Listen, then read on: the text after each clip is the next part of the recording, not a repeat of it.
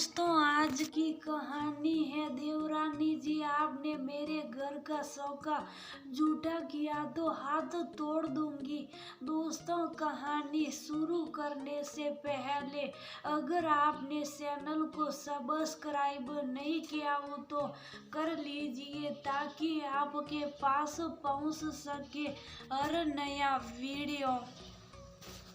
देखेंगे कि तुम्हारा कौन साथ देगा। पारुल के जेठ जेठानी उससे तमक कर बोले, भाई साहब और भाभी जी, भले कोई साथ ना दे लेकिन कोई किसी की किस्मत थोड़ी ही ना छीन लेगा।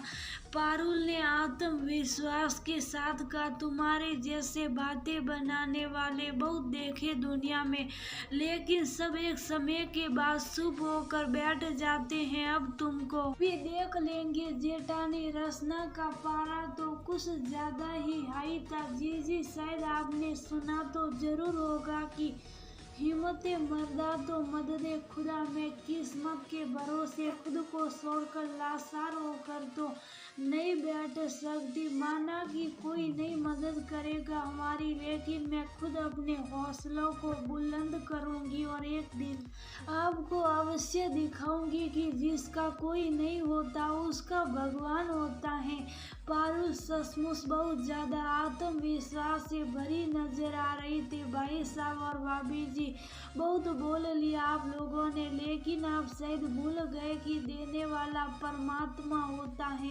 उसके आगे तो हम सभी बौने हैं। अगर मेरी किस्मत में दुख लिखा होगा तो दुख भी मिलेगा, लेकिन अब मैं मेरी पत्नी और मेरे बच्चे आपके रहमो करम पर नहीं जिएंगे। पारुल का पति अभिषेक भी अपने भाई भाभी की बात को काटते हुए बोला, जरा देखो तो मेंढक के मुंह में भी जुबान आ गई। रसना अभिषेक को झिड़कते हुए बोली, बस भाभी, बहुत सह लिया, अगर इसके आगे एक शब्द भी जुबान से निकाला तो मैं भूल जाऊंगा कि आप मेरी भाभी हो। अभिषेक एकदम से रसना की बात सुनकर तिल मिला उठा। अब तक तो ना जाने कितनी बार वह अपने भाभी के अपमानजनक शब्दों को सह चुका था, लेकिन आज पत्नी का साथ पाकर वो भी आत्मविश्वास से भर चुका था। अभिषेक के मम्मी पापा का शरीर जब वह काफी छोटा था तभी शांत हो गया था, लेकिन उस समय तक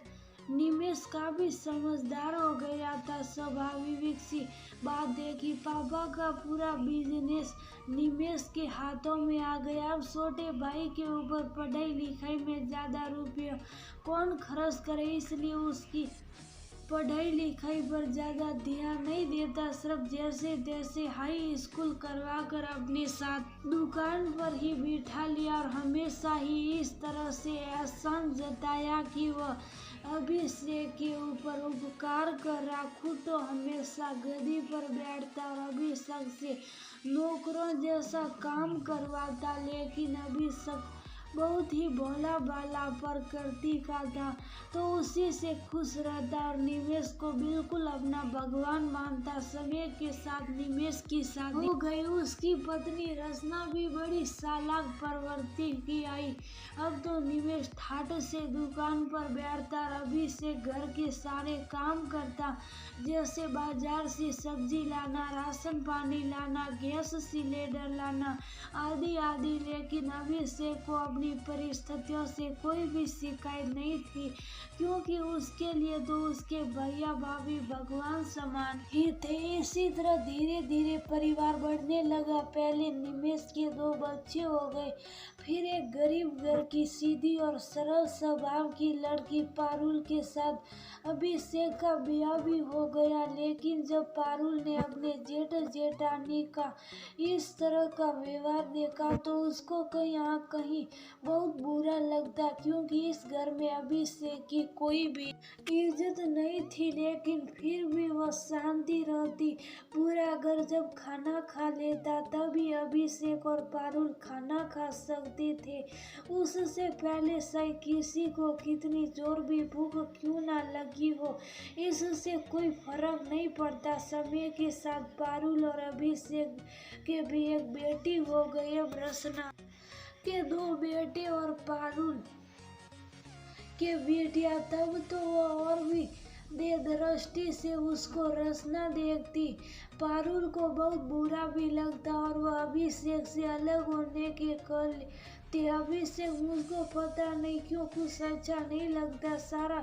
सारा दिन नौकरानियों की तरह घर में काम करती हूँ, फिर भी जीजी ना मुझसे और ना ही मेरी बेटी से सीधे बात करती। हालांकि समझ तो अब धीरे धीरे अभिषेक भी सब कुछ रहा था, लेकिन बस वो एक ही बात कहकर उसको समझा देता कि आखिर ना तो मैं ज्यादा पढ़ा लिखा हूँ और ना ही मुझसे कुछ और आता। हम लोग अलग होकर जाएंगे कहाँ अभिषेक, हम नमक रोटी खा लेंगे, लेकिन अब बर्दाश्त नहीं होता क्योंकि समय के साथ रसना की हिम्मत बढ़ती जा रही थी और वह पारुल के साथ बिल्कुल ही नौकरानियों जैसा बर्ताव करने लगी थी।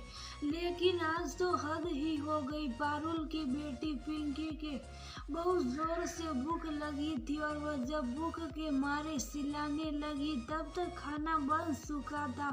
पारुल ने एक कटोरी में उसको दाल चावल मिला कर दिया, लेकिन ना तो अभी तक रसना के बेटे स्कूल से आए थे और ना ही निमेष खाना खाने आया था। बस ये सब देखकर रसना के तो जैसे तन बदन में आग लग गई और उसने आप ना देखा था और झट से पिंकी के हाथ से कटोरी छीनकर फेंक दी। बड़ी आई मेरे बेटे और पति से पहले खाना खाने वाली सौ का झूठा कर दिया। आइंदा कभी ऐसी हरकत तुमने की पारुल तो तुम्हारा हाथ तोड़ दूंगी।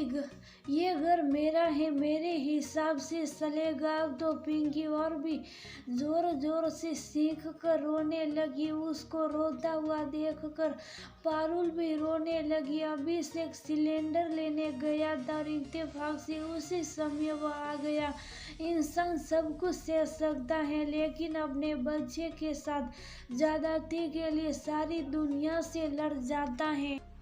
भाभी ये क्या हो रहा है? आपने पिंकी के हाथ से दाल चावल की कटोरी क्यों छीनी? आज पहली बार अभिषेक ने तेज स्वर में रसना से बात की थी। इस घर में रहना है तो आवाज नीची करके बात करना, वरना आपका अपना ठिकाना ढूंढ लो। रसना एकदम से बिलबिलाकर बोली, बस भाभी हम आज और अभी इस घर को छोड़ रहे हैं। पारुल के अंदर पता नहीं कहां से इतना कहने की हिम्मत आ गई, क्योंकि आज तक तो वो सिर्फ इसलिए जहर के घूंट पीती रही कि चलो अपने पति के लिए मैं हर अपमान सहने को तैयार हूँ। लेकिन आज बेटी के साथ दुर्व्यवहार ने उसका दिल तोड़ दिया। हाँ पारुल, सही कह रही हो तुम, अब हम यहाँ एक पल भी नहीं रहेंगे। अभिषेक रोते हुए बोला। ये सब वार्तालाप चल ही रहा था